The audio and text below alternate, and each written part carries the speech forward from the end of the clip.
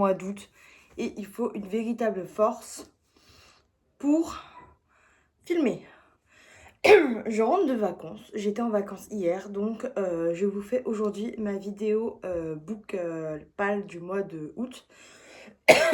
Désolée, j'ai un chat dans la gorge, ça me gratte. Donc en tout, on se retrouve avec 1, 2, 3, 4, 5, 6, 7, 8 livres que j'ai choisis. Dont un que j'ai commencé, enfin plusieurs que j'ai lus déjà parce qu'on est déjà le 8 août, donc forcément j'en ai lu un ou deux. Un que j'ai commencé mais je suis pas sûre de continuer, mais je vous dis ça tout à l'heure. Et puis voilà, donc on commence tout de suite. Donc je vais commencer par ceux que j'ai déjà lus, tout simplement. Dans cette vidéo, j'ai lu Emily Henry, Happy Place, parce que je suis partie en vacances en fait la semaine dernière et je l'ai lu pendant le trajet de voiture parce qu'il s'y prêtait bien, l'ambiance, la fausse relation d'amour, l'ambiance en fait. Donc ici on retrouve Harriet et Wind qui ne sont plus ensemble mais qui vont devoir faire semblant d'être en couple parce qu'ils retrouvent leur ami d'enfance, enfin qui sont rencontrés dans le lieu de vacances où ils vont chaque année. Et du coup, ils vont devoir jouer la comédie et ça va pas se passer comme prévu. Alors j'avoue que j'avais bien aimé le premier livre de Mary Henry que j'ai lu qui était People We Meet on Vacation, qui m'avait beaucoup apporté d'émotions. Mais j'avoue que celui-là, je suis pas trop kiffée. Je sais pas si c'est la vibe ou alors j'ai trouvé qu'il était un peu semblable au premier que j'ai lu, donc People We Meet on Vacation, parce qu'en fait on est sur deux personnes, un petit manque de communication et bien sûr une résolution. Et malgré la fluidité de la plume et de la lecture, je l'ai trouvé un poil, je sais pas, trop kiffé. Excusez-moi, c'est très chiant. Et j'avoue que j'ai pas, j'ai trouvé que ça cassait pas trois pattes à un canard. C'est pas bien de dire ça, c'est tellement méchant. Mais bon, des fois, il faut dire quand aussi on n'a pas trop accroché à l'histoire. Donc, je pense pas que je retenterai les livres de Emily Henry parce que, en fait, je sors un poil mitigé à chaque lecture. J'aime bien, mais c'est pas non plus le livre de l'année à mes yeux.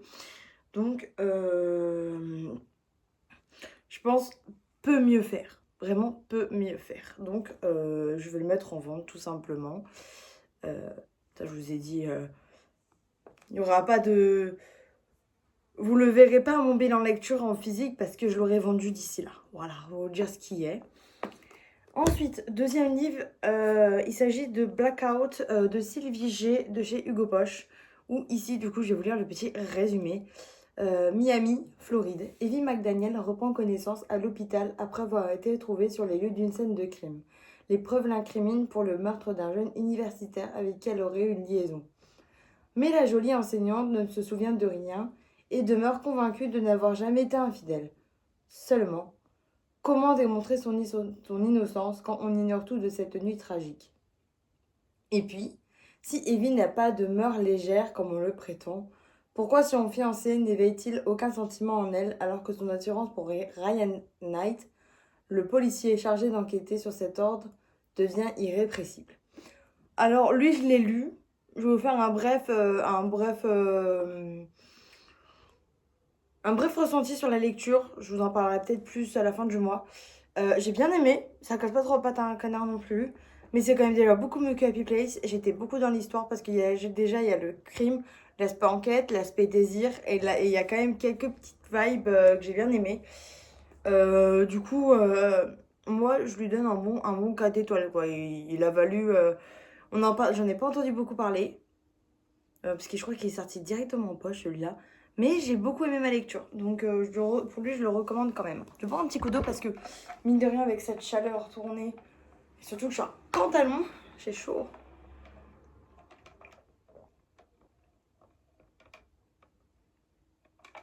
Ça fait du bien de boire de l'eau. Oh, waouh. Putain, j'ai mis du... Voilà.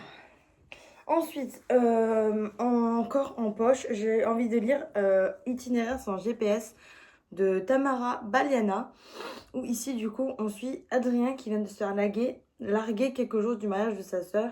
Et comme sa poisse ne s'arrête pas là, il est obligé de s'y rendre seul, en voiture. C'est parti pour 8 heures de trajet. Ce qui était encore moins prévu, que sa route croise celle de Logan et son van aménagé de façon accidentelle, ne leur laissant pas d'autre choix que de covoiturer. Rapidement, ils se rendent compte que résister à l'attirance qu'ils ressentent l'un pour l'autre va s'avérer difficile, mais si Adrien a un besoin viscéral d'être aimé, Logan, lui, fuit tout engagement pour se protéger. En effet, sa vie va basculer dans un mois et personne ne doit l'empêcher d'aller au bout de sa décision. Durant cet itinéraire sans GPS, les deux hommes réussiront-ils à se donner une chance d'être heureux? Alors déjà, il fait trop vibe été. Vraiment, c'est pour ça que je l'avais choisi. De base, de cette autrice, je voulais lire Veux-tu être mon N+1 que je n'ai pas trouvé en librairie. Donc je me suis rabattue sur celui-là de la même autrice parce que il m'intéressait aussi également. C'est une romance MM, donc on peut le voir. C'est pas quelque chose qui me dérange, hein. J'en lis pas souvent, mais ça ne me dérange pas. Et j'avoue qu'il me donne très envie. Je me dis pour couper après ma lecture actuelle, que je vais vous en parler après, c'est plutôt sympa. Ensuite, encore en poche, il s'agit du coup de Nos âmes tourmentées de Morgane Moncomble, que je vous ai parlé de ma précédente vidéo, book haul et de tout. Et du coup, il s'agira lui d'un vlog, parce que c'est le livre du vlog de ce mois-ci, que vous avez choisi du coup sur Instagram, pour ceux qui me suivent sur Instagram. Eloli, c'est le même pseudo, on s'en pas nous. Ou alors vous aurez aussi le lien en barre de description comme d'habitude. Et du coup, je pense qu'il sera vlogué dimanche prochain. Pas dimanche là, mais dimanche d'après. Parce que là, en fait, j'aimerais bien... En fait, dimanche là, demain, mon chéri, il part en vacances lundi avec sa sœur. Donc j'aimerais bien profiter de lui demain et ne pas filmer de vidéo. Parce que je pourrais le tourner demain et vous l'auriez. Mais en fait, je suis déjà avec une lecture en cours. Donc un peu la flemme de tourner deux vidéos. Il y a deux lectures en même temps. Là, j'en ai pas fraîchement envie. Donc c'est comme ça. Voilà. Donc vous l'aurez sûrement la semaine prochaine. J'ai tenté hier de commencer La guerre du pavot. J'ai lu 74 pages. C'est de R.F. Kuang, où ici du coup les relations entre l'empire de Nikan et la fédération de Mugen ont toujours été conflictuelles. Lorsque l'empire se retrouve affaibli, la fédération en profite pour l'envahir. Deux guerres du pavot sont nécessaires pour vaincre et repousser l'ennemi mugenais vers le large. Des siècles plus tard, au sud de Nikan, la jeune orpheline Fang Renin, qui n'a connu que la misère, se retrouve fiancée contre son gré. Pour échapper au mariage, elle se lance à corps perdu dans la préparation du Keiju, un exigeant concours qui lui ouvre les portes de l'élitisme Académie de Sinegarde. Bien que discriminée par tous, elle se révèle redoutable, mais surtout dotée d'impressionnantes prédispositions au chamanisme. Tandis qu'elle apprend à saisir la vérité du monde et à apprivoiser ses puissants pouvoirs, Mugen envahit subitement les terres de Nikara. Une nouvelle guerre du pavot éclate. Rin est prête à tout pour triompher, y compris à faire appel aux plus imprévisibles et dangereuses des divinités. Alors j'avoue que ça ressemble un peu à Babel au début. Et comme Babel, j'ai pas eu j'ai pas trop kiffé l'histoire de Babel. Je bois un petit coup d'eau.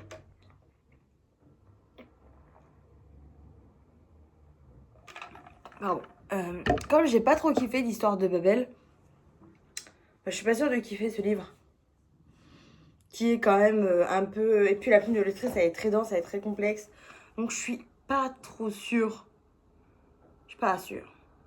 Donc je l'ai mis en pause. Je sais pas si je vais y revenir. Je vais essayer à la fin du mois, quand j'aurai lu toutes mes lectures, je pense. Comme ça, au moins, si j'aime, tant mieux. Si j'aime pas, tant pis. Après, j'avoue, j'ai mis une grosse liste ce mois-ci.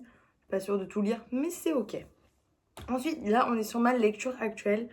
Qu'on est le 8 août, j'ai déjà lu 2 petits livres. Et les poches, ça se tire relativement vite. Il s'agit de The Last One de Rachel Hall de chez Hugo Romantesi, où j'ai lu aujourd'hui, parce que je l'ai commencé aujourd'hui, déjà 180 pages. Et ce n'est que le début, parce qu'il est que 16h55. Donc vous savez qu'après cette vidéo qui sera montée, tournée, montée et publiée, je vais reprendre ma petite lecture. Il est très beau. Par contre, il est très simple, mais très beau. J'aime beaucoup l'histoire. Il s'agit d'un tome 1. Et le tome 2 sort le 19 août 2026. Donc il sort dans quelques jours. Donc comme j'accroche bien au tome 1, j'achèterai le tome 2 dès sa sortie clairement. Du coup ça sera, il fera partie de mes lectures du mois de août. Je vous mettrai le tome 2 là en numérique parce qu'en physique je ne l'ai toujours pas. Ce qui sort dans 10 jours. Donc dans 10 jours je me dis j'ai le temps de lire lui. Et lui, quoi. Parce que déjà, ce sont des poches. Lui, franchement, je suis déjà à 240 pages. J'ai fait 600, je crois. 625 pages. J'en ai 200. Donc en 2 jours, c'est plié.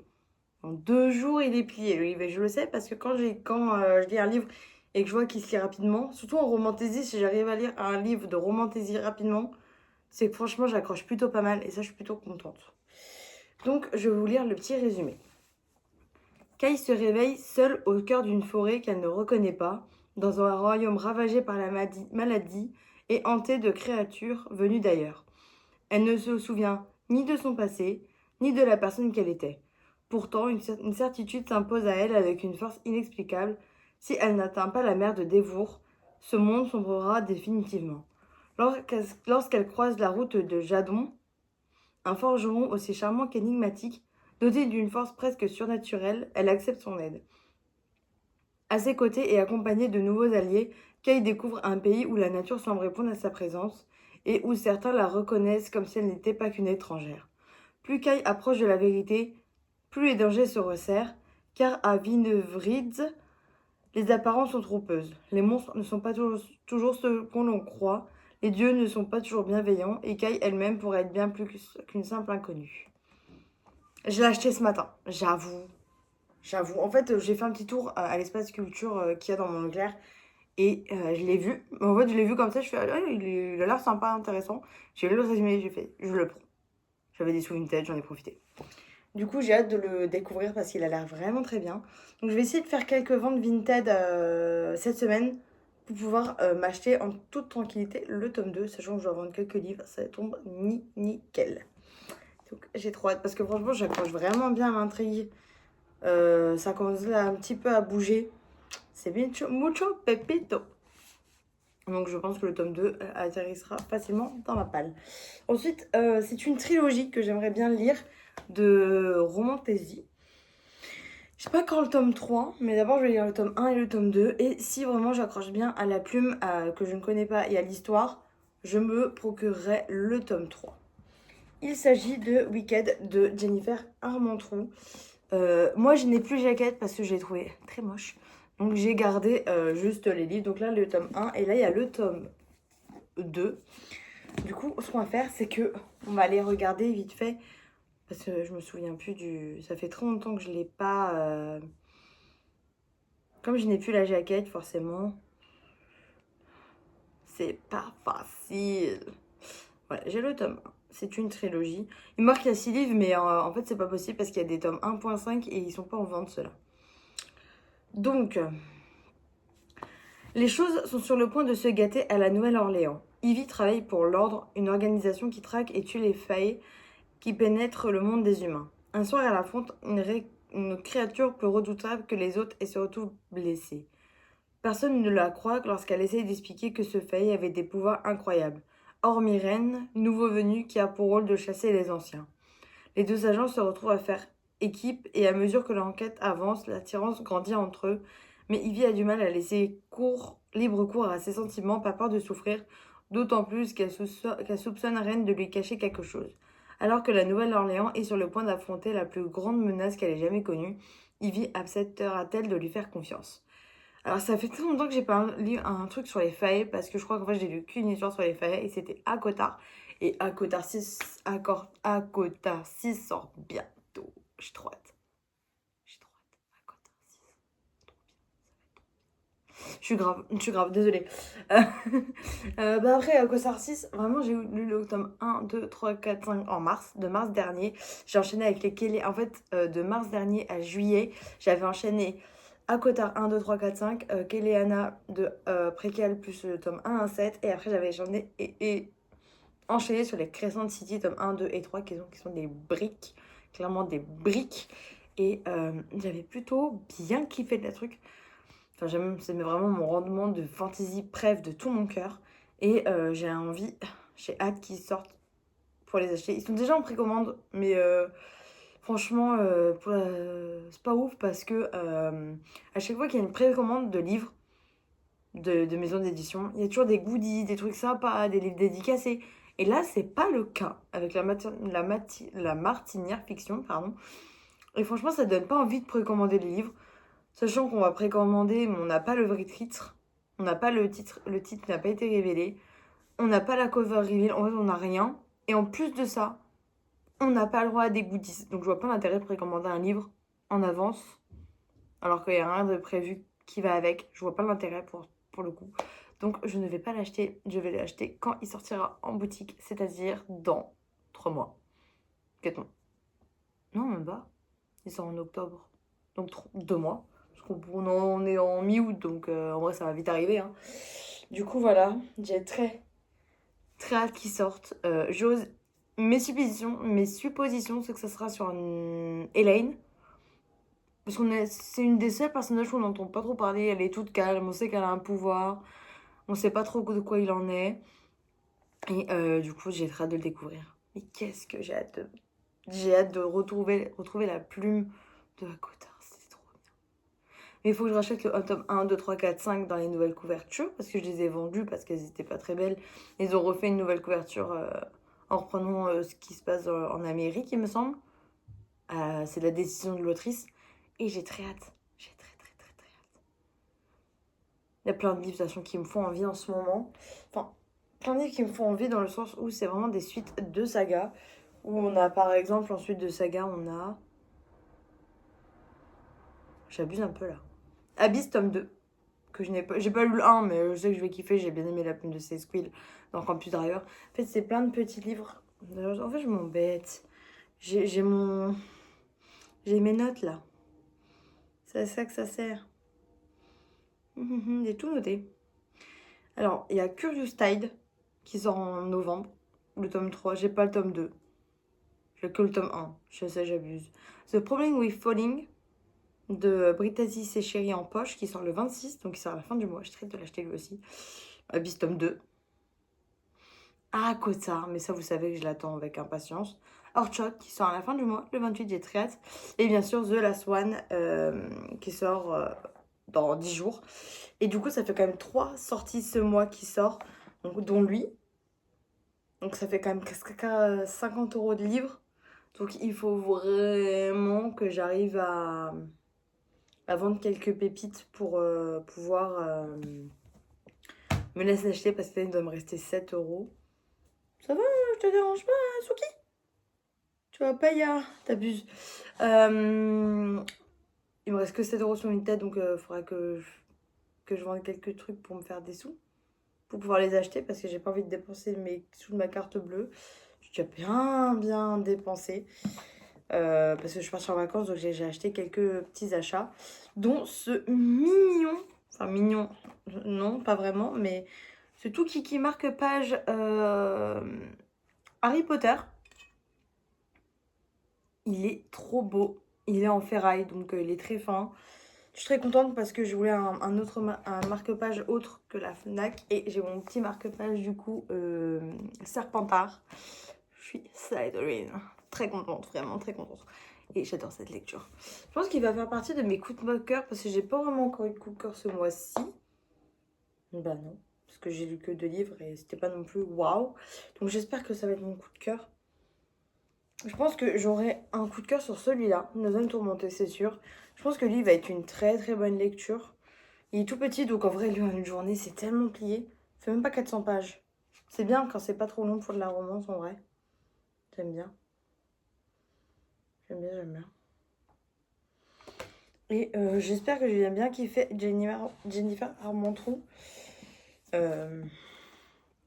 Il est vraiment trop beau. Regardez-moi ça. Je m'éparpille, hein, mais regardez comme il est beau. Moi, je suis trop fan. Oh ah! Oui, alors, public averti pour Weekend, hein, parce que vraiment, quand je vois tout, oulala, il est trop beau. Franchement, il fait combien de pages? Comment ça, j'avais payé si cher? Il fait moins de 400 pages. En vrai, ça va se lire très vite aussi. Pourquoi moins de 400 pages? Pourquoi faire? Pourquoi nous vendre des livres si chers si c'est qu'il n'y a que 400 pages? Ils font même pas 400 pages, c'est tellement triste. Enfin bon, je m'éparpille. Je m'éparpille toujours, de toute façon, dans les vidéos, vous le savez, hein, depuis le temps. Du coup, voilà, il s'agit de ma booklist du mois de août. C'est déjà pas mal. Je vous fais des bisous. N'hésitez pas à me dire, vous, en commentaire, ce que vous lisez actuellement. Qu'est-ce que vous avez prévu de lire au mois d'août si vous faites des booklists comme moi. Et je vous souhaite une bonne fin de week-end, vu qu'on est déjà samedi. Et un bon lundi pour ceux qui travaillent et du bon repos plus pour ceux qui sont en vacances. Je vous fais des bisous et je vous dis à bientôt.